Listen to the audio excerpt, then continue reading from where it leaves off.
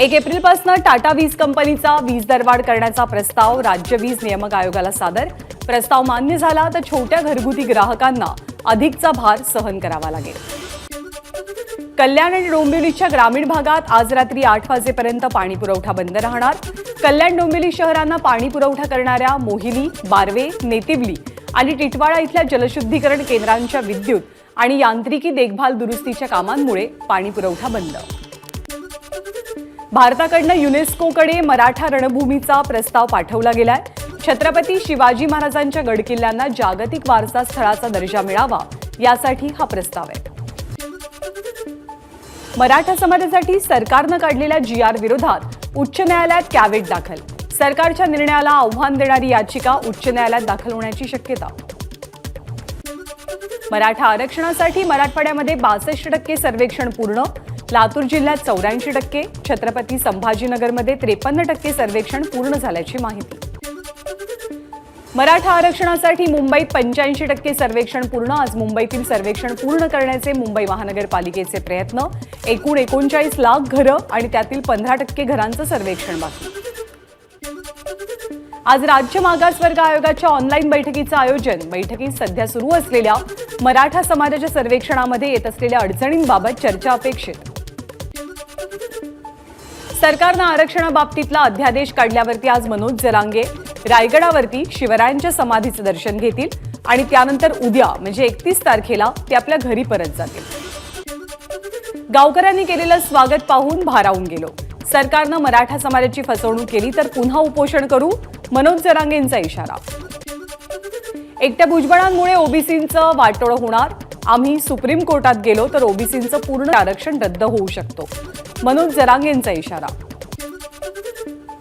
राष्ट्रवादी पक्षाची ओबीसी समाजासंदर्भात भूमिका नेमकी काय आहे? ओबीसी नेते प्रकाश शेंडगेंचा सवाल। तर ओबीसी समाज मराठा आमदारांना मतं देणार नाही, प्रकाश शेंडगेंची प्रतिक्रिया। शासनाचे प्रतिनिधी म्हणून आपण सांगतोय की ओबीसींवरती अन्याय होणार नाही।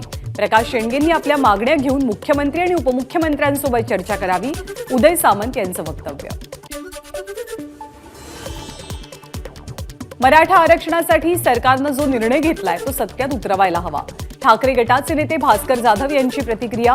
तर काही लोक मुख्यमंत्र्यांना पुढे करून स्वतः मागे राहतायत, जाधवांचा टोला। ओबीसींना पूर्ण संरक्षण मिळेल, काहीही झालं तरी ओबीसींवरती अन्याय होऊ देणार नाही, देवेंद्र फडणवीसांचं वक्तव्य। तर भुजबळांसोबत चर्चा करणार, त्यांचे जे काही आक्षेप असतील ते त्यांनी आम्हाला सांगावेत, आम्ही आवश्यक सुधारणा करू, फडणवीसांचं आश्वासन। ओबीसी समाजाबाबत राष्ट्रवादीची भूमिका अजित पवार आणि प्रफुल्ल पटेलांकडून स्पष्ट। मंत्री हसन मुश्रीफांची प्रतिक्रिया। तर दोनही उपमुख्यमंत्री छगन भुजबळांसोबत चर्चा करणार, मुश्रीफांची माहिती। आमचा मराठा आरक्षणाला विरोध नाही, मराठ्यांना वेगळं आरक्षण द्या, मंत्री छगन भुजबळांची भूमिका। तर मराठ्यांना ओबीसी मधनं आरक्षण दिल्यामुळे ओबीसी समाज संतप्त, भुजबळांची भूमिका। अहमदनगरमध्ये 3 फेब्रुवारीला ओबीसी महाएल्गार मेळाव्याचं आयोजन। मंत्री छगन भुजबळांसह ओबीसी नेत्यांच्या उपस्थितीत हा मेळावा पार पडेल। समता परिषदेच्या पदाधिकाऱ्यांकडून मैदानाची पाहणी। ओबीसी समाजाबाबत न बोलणाऱ्या आमदार आणि खासदारांच्या घराबाहेर राज्यभरात आंदोलन छेडणार, ओबीसी समाजातल्या नेत्यांच्या बैठकीतला निर्णय। जालन्याच्या अंबड तालुक्यातील जामखेडमध्ये ओबीसी आंदोलक आक्रमक। मुख्यमंत्र्यांनी जरांगेंना सुपूर्द केलेल्या अधिसूचनेचा मुख्यमंत्र्यांची प्रतिकात्मक पेटयात्रा काढून निषेध।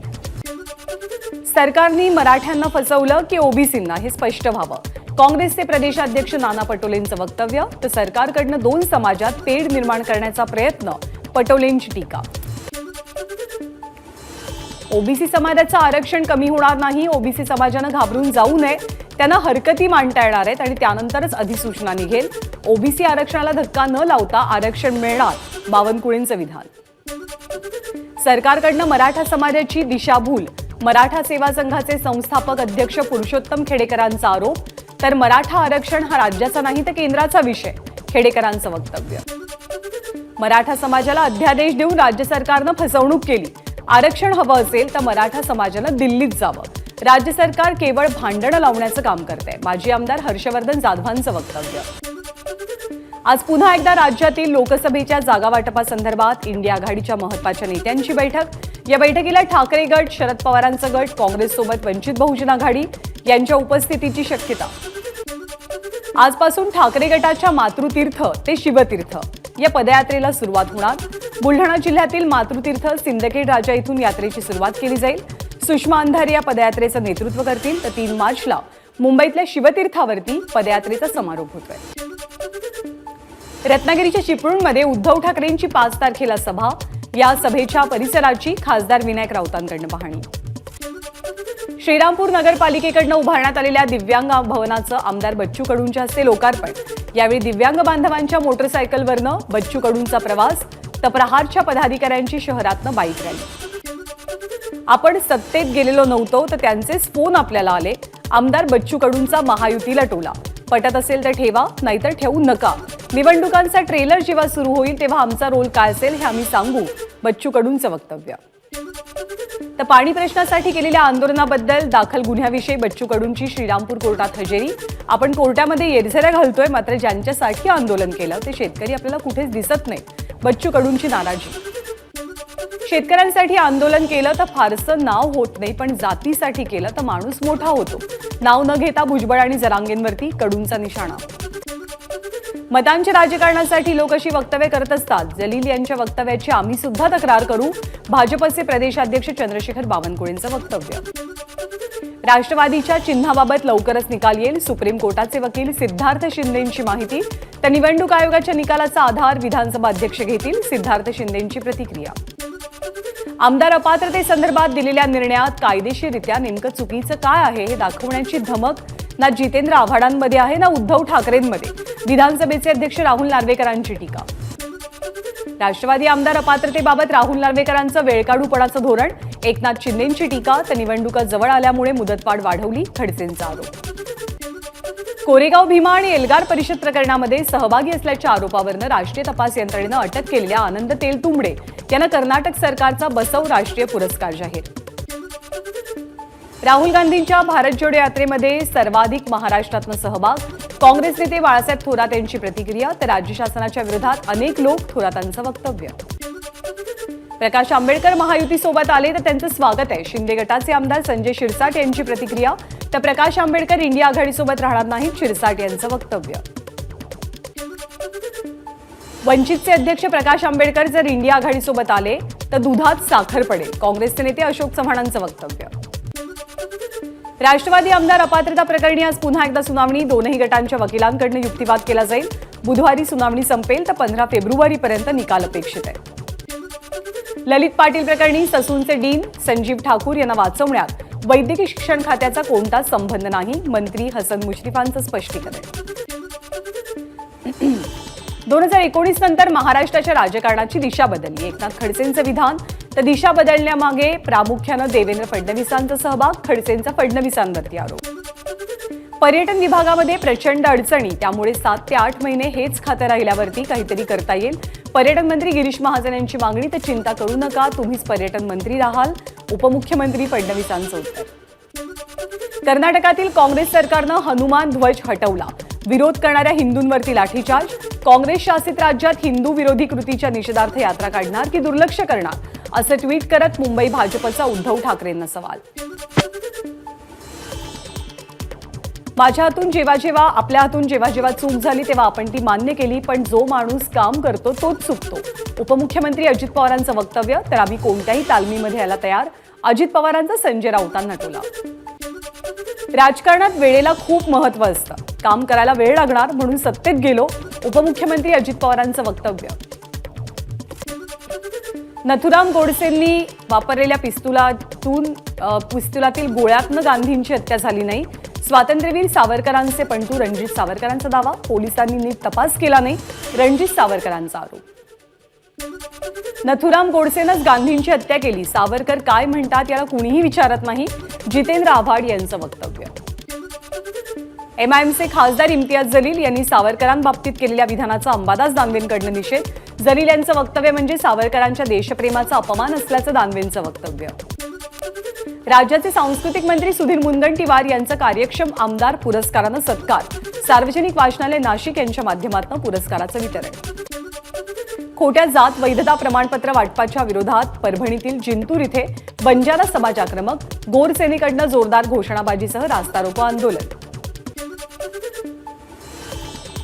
खारकोपर उरण लोकल सुसाट, गेल्या 8 दिवसात जवळपास लाखभर प्रवाशांचा मार्गावरनं प्रवास, 9,32,000 रुपयांचा महसूलही जमा. उपमुख्यमंत्री देवेंद्र फडणवीसांच्या पुढाकारातनं ग्रीन हायड्रोजन, ग्रीन एनर्जी क्षेत्रात 2,76,300 कोटींचे सामंजस्य करार. या करारातनं 63,900 रोजगार निर्मिती होणार.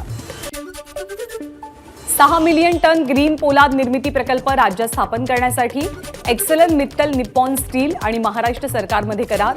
यातून 70,000 कोटी रुपये गुंतवणूक येणार तर 20,000 रोजगार निर्मिती होणार. ग्रीन हायड्रोजनची पॉलिसी राज्याच्या विकासात महत्त्वाची ठरेल. मुख्यमंत्री एकनाथ शिंदेंचा दावा तर 7 कंपन्यांसोबत करार. मुख्यमंत्र्यांची माहिती. ठाण्याच्या घोडबंदर रोडवरील वाघबीळ कावेसर भागात बेकायदेशीर पद्धतीनं वृक्षतोड. आमदार प्रताप सरनाईकांनी केली जागेची पाहणी. यावेळी वृक्षतोड करणाऱ्या विकासकावरती गुन्हा नोंदवण्याची मागणी. लोकसभा निवडणुकीच्या पार्श्वभूमीवरती भाजप घडवणार मुंबईकरांना अयोध्या दर्शन. मुंबईच्या लोकसभा मतदारसंघातनं 6 विशेष रेल्वे अयोध्येला सोडल्या जातील. यातली पहिली रेल्वे 5 फेब्रुवारीला सुटेल. खासदार प्रफुल्ल पटेल यांनी सपत्नीक शिर्डीच्या साईबाबांचं दर्शन घेतलं. साईबाबा संस्थांच्या प्रभारींकडनं शाल आणि साईबाबांची दैनंदिनी देऊन पटेलांचा सत्कार. हनी ट्रॅपमध्ये अडकवून 10 लाखांची खंडणी मागितल्याप्रकरणी 5 जणांना गडचिरोली गुन्हे शाखेनं ताब्यात घेतलं. आरोपींमध्ये एक पत्रकार आणि एका पोलीस अंमलदाराचाही समावेश आहे. घाटकोपर बॉम्बस्फोट प्रकरणातील आरोपी ख्वाजा युनूस कोठडी मृत्यू प्रकरणामध्ये माफीचा साक्षीदार होऊ द्या. सचिन वाझे यांची विशेष न्यायालयाकडे मागणी. वाझे यांच्यासह 4 पोलिसांवरती खटला दाखल. नवी मुंबईतील पावणे MIDC येथील केमिकल कंपनीला मोठी आग.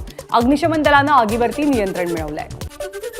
भिवंडीमध्ये आगरी महोत्सवाचं आयोजन. महोत्सवात आगरी संस्कृतीचं दर्शन.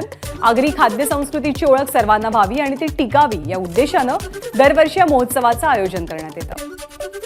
राहुल गांधींच्या भारत जोडो न्याययात्रेचा आज बिहारमधला दुसरा दिवस.